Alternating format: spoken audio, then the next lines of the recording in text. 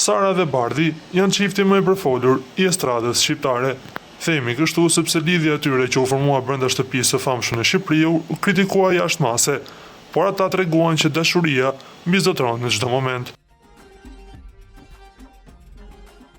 Ata tani më janë bërë prindër të një vajze, e cila me 5 mars mushi plot 3 muaj jetë. Me këtë rast, Sara ka publikuar disa fotografi të veçanta për të shënuar këto momente rëndësishme në jetën e tyre. Për më tepër, Neja ka thënë për herë të parë fjalën mam, duke emocionuar Sarën, e cila ndau këtë ngjarje me ndjekësit e saj në Instagram. Neja erdhi në jetë me 5 dhjetor 2024 duke e bërë çiftin prindër për herë të parë.